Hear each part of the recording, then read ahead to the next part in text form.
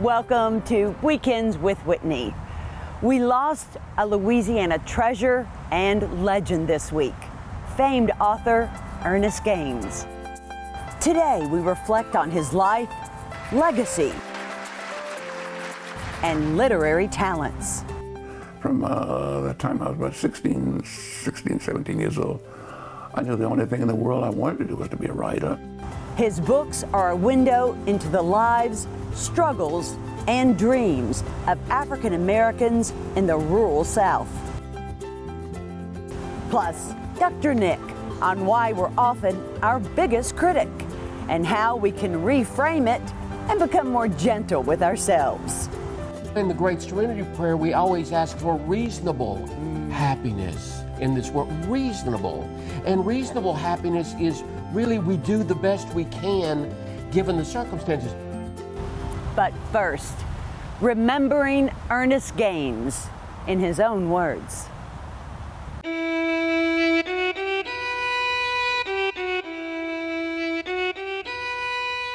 Celebrated as one of Louisiana's greatest writers, Ernest Gaines paints a picture of rural African American life in South Louisiana with words that pierce your soul.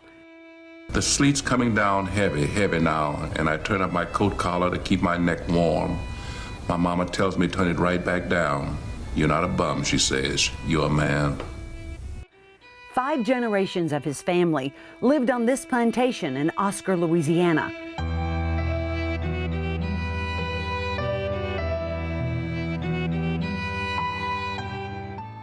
First as slaves, then as sharecroppers. They were poor and lived in old slave quarters on this land. As a boy, he worked these fields sometimes 16 hours a day. In the segregated South, African American children were not allowed to go to school.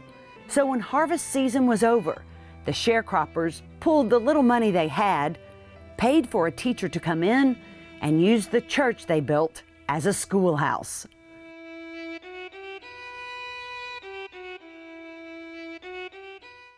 I suppose I must have tried preparing to be a writer from the beginning, from my early childhood, because I used to write letters for the old people. And many of these old people had never gone to school or couldn't read or write. The oldest of 12 children, he was raised by his crippled Aunt Augustine.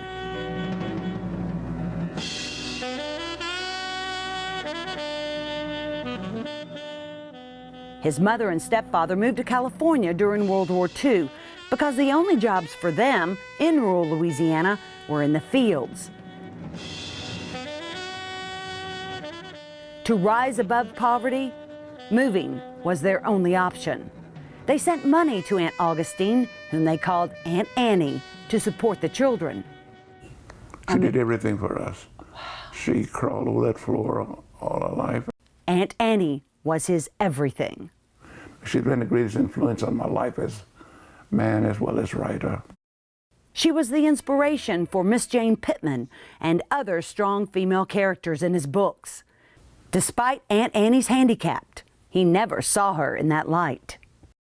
Such love and devotion when she could have sat around and had people feel sorry for her all day. No, she didn't feel sorry for herself, so we didn't look at Auntie as being crippled. We just, this was Auntie.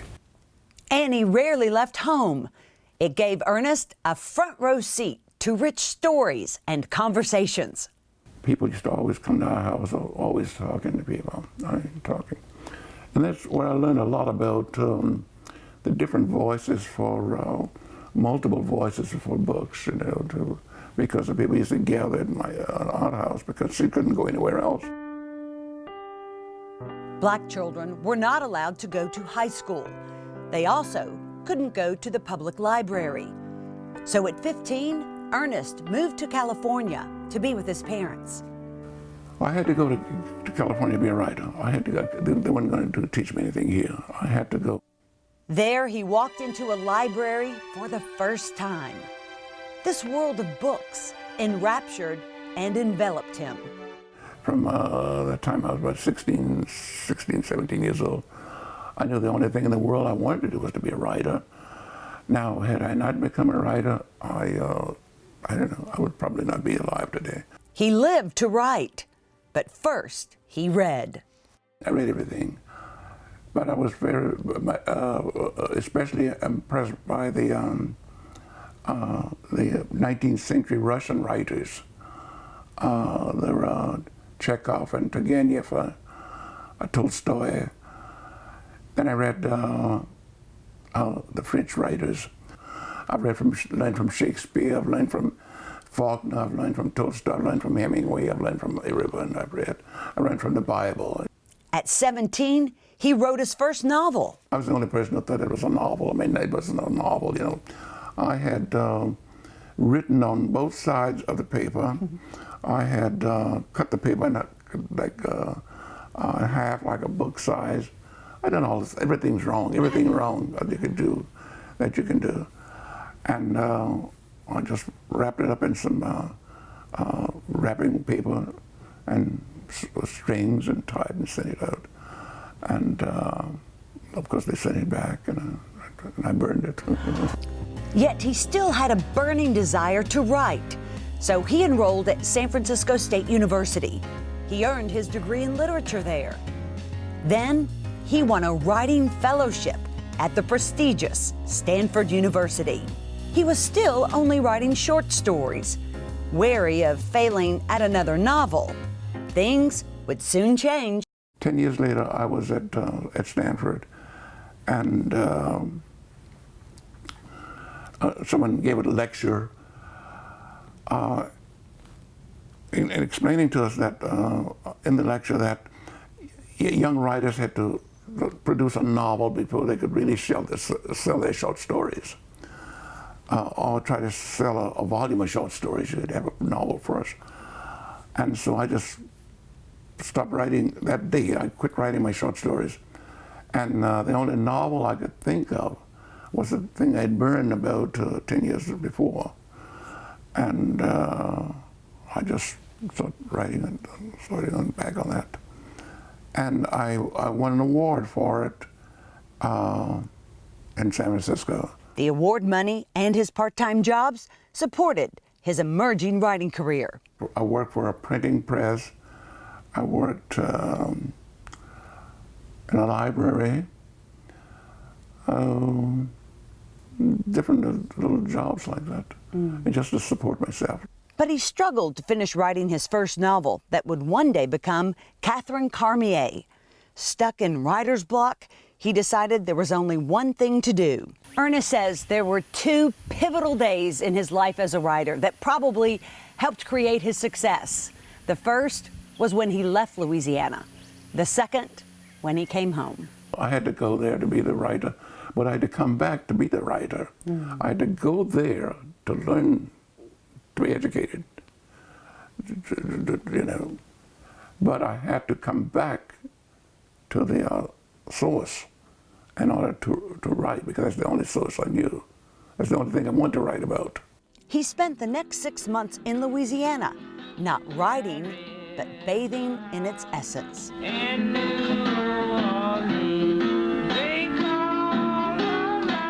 Oh, I traveled all over the place. I went to the churches and went to the Catholic Church, and I knew different girls, and I went to different little bars with my uncle. I went to some of the tough bars where guys would fight, you know, cut up each other, and I wanted it. I wanted it to experience that. When he went back to California, the rest of the novel flowed like the mighty Mississippi. That pattern would continue. And I had to do that with all my books. I had to go and come back, write the books. I'd get all the material here, but I'd go back to San Francisco to write the books. It's ironic and intriguing. He'd have to go home to a place still stagnated by repressive Jim Crow laws to free his soul to write. I didn't want to come back to the South. I didn't want to come back here at all. But I couldn't get all everything I needed to put in that book, to make that book what it is today. Shaylon Woods, head and archivist of the Ernest J. Gaines Center at UL, says his books have educated and opened the eyes of millions across generations. Dr. Gaines was a teacher in his own right. From a very early age, that's what he did. He was a preservationist, he was a teacher. Even though he wrote fiction, his fiction preserved a community that no longer exists. Through his work, that time period, those people are no longer voiceless. He brought light to a dark period of history. His work showed the complexities of being simply alive in a space that is wrought with very difficult and traumatic history and systems that are oppressive, and yet through that oppression, beauty can thrive, and it did. All of his characters are complicated and yet very accomplished in their own right. They are affecting their communities. They are making change, and they are pushing everyone around them forward, whether they want to go or not. And that is something that is so beautiful to me. His characters were more complex than good versus evil. He complicates everyone. It's not a clear black-white thing. It is, this is the system, and this is how it's created, this caste system that we all have to find a space in. And I think that's a huge teaching tool. Part of his writing brilliance is he forces us to examine ourselves. It gives us a safe space to evaluate the past without anyone ever feeling attacked, because these are all fictional characters, but it's historically accurate. Ernest Gaines' history is entrusted to the Gaines Center.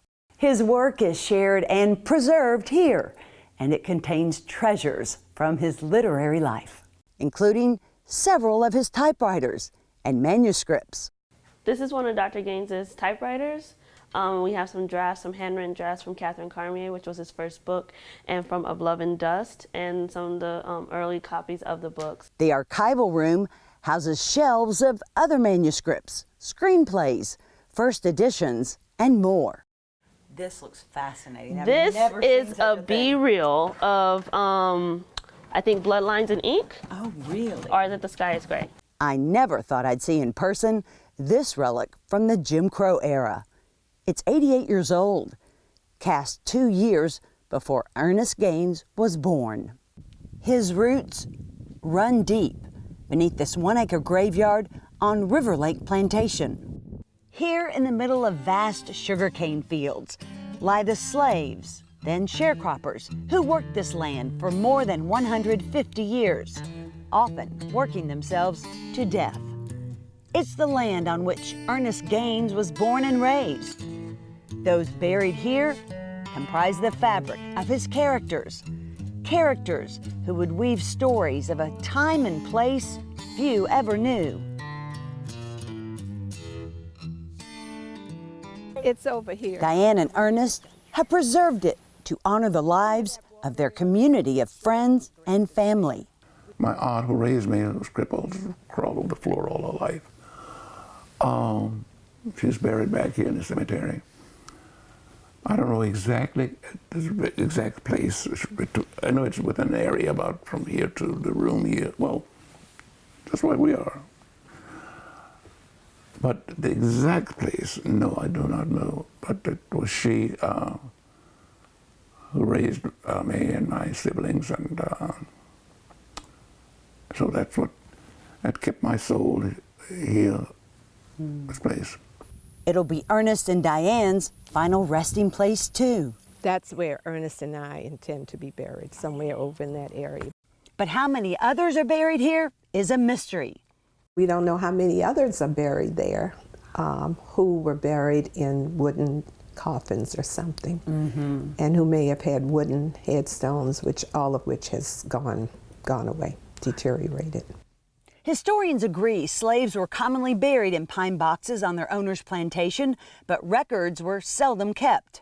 Slaves are almost always buried east to west, with their head to the west. One freed slave reportedly explained that the dead shouldn't have to turn around when the archangel blows his trumpet in the eastern sunrise on Judgment Day. The average life expectancy of a Southern slave from birth was just 21 or 22 years old, half that of whites. And there could be people buried here too, probably. Yes. And it matters that what matters to us, that when people live and then die, that they not just be tossed away, you know, they not just be forgotten, plowed under. No. They also didn't want to see this church forgotten. Ernest's grandfather helped build it nearly 85 years ago. It was also used as the school here on the plantation. Ernest spent his first 6 years of school in this very room. It was referenced in many of his books. Through the years, it was vandalized. So when the Gaines bought 6 acres of the plantation's property, they wanted the church too. And the church was falling apart. We began to think that we needed to move it at the same time we were building the house because it just seemed to make sense. As a boy, Ernest rang this very bell for funerals. Now it's at his back door. Whenever I'd go back there, I can just sit on one of the benches and think about those days as a little church member as well as a child in class. Life has come full circle. He owns property laws just 50 years ago wouldn't have allowed. He's written more books than his family ever owned growing up. 4 of his 9 books have been made into movies. He's been awarded honors at the White House by 2 presidents, lauded by Oprah Winfrey, and declared a genius by the MacArthur Foundation. Yet, he's refreshingly humble for a man of his stature, incredibly generous with his time and affection, but surprisingly hard on himself. What do you want people to remember about you? I should have done more. I should have worked harder. I should have done better. I've done some things, and a lot of people think I've done a lot for us, but I don't feel that I've done as much as I could have done. You're awfully hard on yourself. Where does that come from? One has to be hard on himself. If you're going to work, do any kind of work, I guess. I know, I mean, I have to be hard on myself. I think about my aunt who never complained and had to crawl over the floor all these years and she never complained. So why should I have such an easy life? You know? But life is never real easy for those who dream. He dreamed of being a writer, who then worked hard and taught himself to write like a dream. His living body may be gone, but his body of work lives forever. Governor John Bell Edwards had this to say: "We are all blessed that Ernest left words and stories that will continue to inspire many generations to come." A public memorial will be held this Monday at UL's campus in the Ernest Gaines Center at 5 o'clock. Funeral services are now set for November 16th at 1 o'clock in Baton Rouge at Hall Davis & Sons Funeral Services. And still ahead, Dr. Nick on how not to be our biggest critic as Weekends with Whitney continues. Louisiana's Old State Capitol educates the public on Louisiana's rich history and the democratic process through exhibits, programming, and the arts. The museum is dedicated to advancing the collection and preserving this national historic landmark. Visit LouisianaOldStateCapitol.org.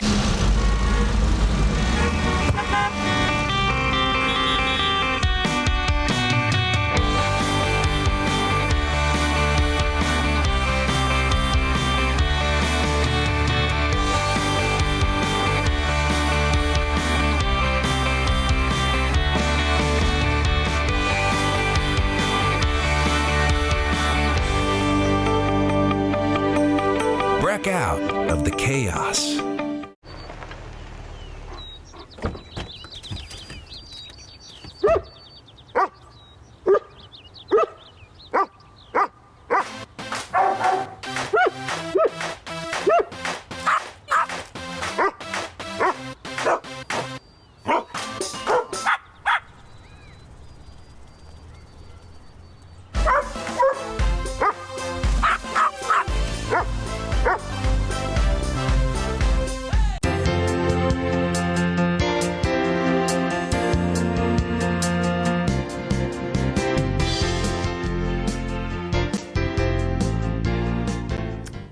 are we our own worst critic?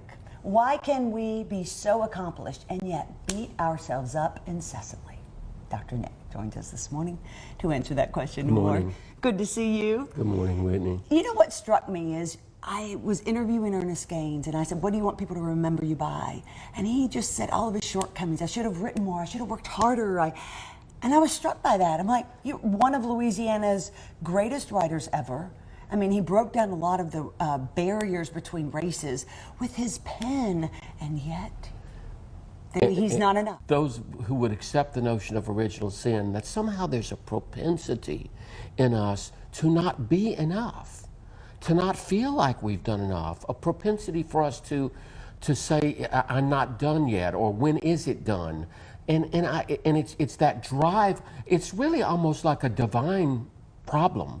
We want to be God instead of accepting our human limitations. Because there is no perfection in this world. There is no perfection in this world, and which is why in the Great Serenity Prayer we always ask for reasonable happiness in this world. Reasonable. And reasonable happiness is really we do the best we can given the circumstances. One of the things that struck me was that you notice he's in his 80s. Right. Okay, so he's answering the question from his 80s and from his accomplishments, okay? He's not really looking back and seeing what he was capable of doing when he was 20 or 15 or 10. Really, the circumstances are very different. Okay. The way I behave and choose to act today, I wasn't capable of that when I was 15, 20, 30. We grow. Our best changes. What really struck me was I wish I had written better. I know. Did that? I mean, how much more brilliant can one be? And yet, Whitney, I do think that we have to respect his ability to critique himself constantly and ongoingly. Again, we talked about critique before. It's just that there was, and again, I want to be very careful. There seemed to be a sadness, which is why I think it was probably more grief, more grief. But I do want to say that, you know, what we'll ask questions very often. Do you have any regrets? Absolutely not. I have regrets. Do you have regrets? Sure. I have regrets. You know that great song, My Way? He says, regrets, I've had a few. Right. But then again, too few to mention. See, there's someone who was able to look at his accomplishments objectively instead of just what he didn't get done or his failures. What is it in us, Nikki, and maybe it's what you were referring to earlier, that we have that drive, that we have that, I've got to be more, I've got to be better, I've got to be 110%. And is it a good thing? I mean, can it be a good thing? You know, I laughingly look at you as my model because you think you can do 110%, and sometimes you do. But I also think, again, it's partly driven by human nature, which I do think is clouded by this constant ongoing surge to it's not, I'm not there. But I also think it's clouded by our childhood, by our development. That somehow we live in an environment, we're in relation with the world and family that says, oh, you can do better. I certainly got it. I think most of our audience probably got it. You can do better than that. Sure. That's good, but you can do better than that. Sure. Huh? It's enough, but is it really enough? Which is why I always say at the end of the day, I've done enough. Oh, good. I've done enough. And that was my next question. How can we be more gentle with ourselves? We basically say, I've done enough. Somebody gave a quote gave me a quote from mindfulness the other day that I just really, really liked very much. And I'll ask you, when you do the dishes, do you do the dishes in order to get them done, or do you do the dishes in order to do the dishes? I do them to get them done. Okay, and you see, that's a problem. Would you believe that that's... No. Because when you get... you're never in the moment. I don't like washing dishes. All right, think of something else. Nothing about it. When we're always trying to get it over with, we're never in the moment. There's always something else pulling. When I'm writing a story, oftentimes I just want it to be so good. Are you in it? Oh, I'm in it. Okay. I'm probably in it too much. Because at some point I need to detach myself and go, let's get her done. Enjoy these things you're getting done. They're not just things you want to check off. Right. That really helps, I believe, let us live in the moment and not so much in regret. I wish I had done that. I wish I had done that. Because again, we're going to, Whitney, just make sure we're clear about this and then we'll go. We live in relation to the world. We live in relation to the environment. We live in a relationship with circumstances. We're limited as to what we can do. His circumstances limited him. Wouldn't you agree? Right. I'm not making a judgment. I'm saying that that's a fact. Look at the way he was raised, and yet look at what he accomplished given the circumstances. As a result of that. Right. Well, thanks, Nikki. Great to be with you, It's part of the Whitney. human condition. Human condition, yes. Yeah. And how great it is to be human. That's right. But Bye, be gentle everybody. with yourself Be this week. gentle, yes. And remember, somebody come do her dishes. Much more coming up with Weekends with Whitney right after this. Atlas Foundation Repair, fixing your foundation problems for more than 30 years while preserving and protecting your trees. Each morning in Baton Rouge, we rise to meet opportunity. We carry the weight of responsibility proudly. We choose our paths. We move fast and we fly high. We light the way for others to follow. We make it happen. But what really matters is what happens when we land at home. Baton Rouge Metropolitan Airport. Fly easy.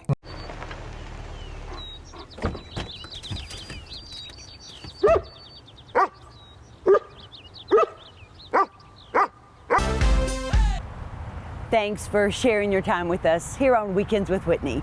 We hope to see you back here again next week. But until then, we leave you with this, the return of the white pelicans.